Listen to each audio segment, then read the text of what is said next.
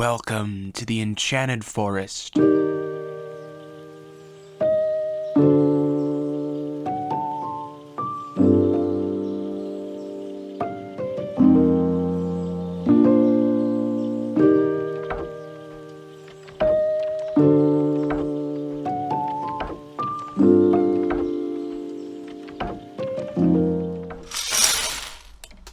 The Enchanted Forest as a collab debuted this past February at Atlanta BrickCon 2024. Myself and 6 other incredible builders came together and built the Enchanted Forest. And we have Matticus Bricks to thank. Last year at Brick Fair, Virginia, Matt brought his love in the Enchanted Forest, and this brought about discussion of a greater Enchanted Forest. And 7 months later, we're here. If you want to see more of these builds, go check out each of the builders. Their links should be in the description. I have big plans for the Enchanted Forest going forward. Due to being limited to a suitcase, I started small. I brought a couple things that I already had built and I knew would fit the vibes, like this tree here and my Knights Tournament sign. But new for Atlanta BrickCon, I brought the Hallow Home.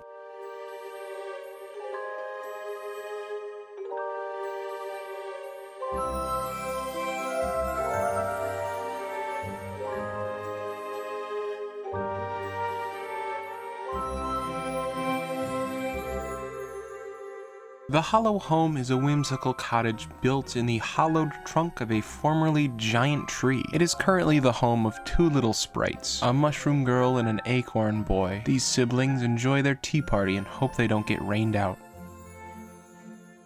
This was a really fun build, and I got to experiment with some really fun pieces and techniques. Let's start with the mushrooms, as they were something I had envisioned before starting this project. Ever since the figure was leaked, I knew I wanted to do something with the mushroom cap. And I mean, like, use it as an actual mushroom. And this was the perfect project to use them on. And for the stems, I used some dino tail or elephant tail pieces. And for these smaller ones, it's actually some cattle horn. I just love how these mushrooms look, and I think they add a very necessary pop of color in this build. The foliage is a combination that I use a lot, maybe too much, and you just make patches with them. And towards the edges, these leaves look really good. You can also put a few of these big bushes in there. And the foliage goes a long way in having a detailed looking landscape. Some of it's wedge plates, and some of it slopes with a snot technique, but this spot on the back right here is my favorite. I have a cluster of a few different rock pieces, and they're pretty much just attached with mixel ball joints. These dark green ones are actually the bottom shell because Lego never made the top.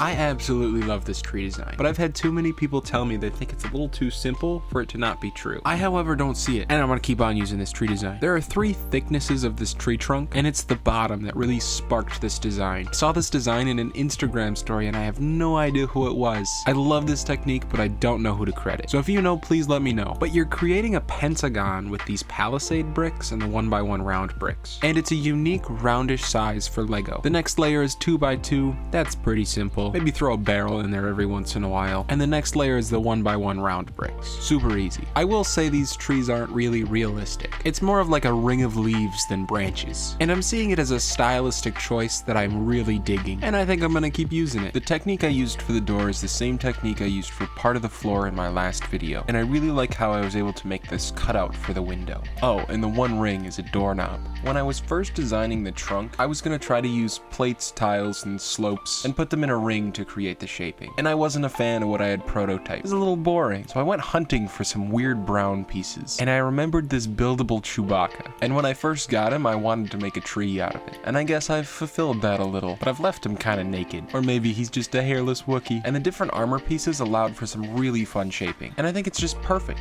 I do need to get some more so I can finish the back. But who looks at the back of builds? I really tried to avoid using the printed armor piece because Joey used a bunch in his Weeping Wyvern. I don't know why that means I couldn't use them, but I just didn't want to, and I got desperate towards the end, so I did. But then it got me thinking, what if this tree stump isn't a tree stump at all? What if it's the foot of a much larger wyvern? But that's just a theory, an Enchanted Forest theory. I did a tan interior so that it would look like the wood was carved out, and it offers a good differentiation between the bark. And I did a couple simple techniques to get the round shape, like the hinge plates and the flag technique. I've also got the little sprites in here having a little tea party, and they got nachos. windows. Even though I'm calling this the Hallow Home, there's not really any furniture in here, but there is this cute little bookshelf and a china cabinet. I made these drawers with bucket handles, and probably my favorite parts usage in this entire build is the picnic blanket right here. And it's not a blanket at all. It's actually this weird Scala foam block, and it was used as like a seat cushion in a couple Scala sets. I was able to embed it in the floor, and it just looks perfect as a picnic blanket. The dimensions of the piece say 7 by 7, but that's just wrong. But I got the math working just right, and it looks so good. This was just such a fun build, and the collab made it so much more fun. And we all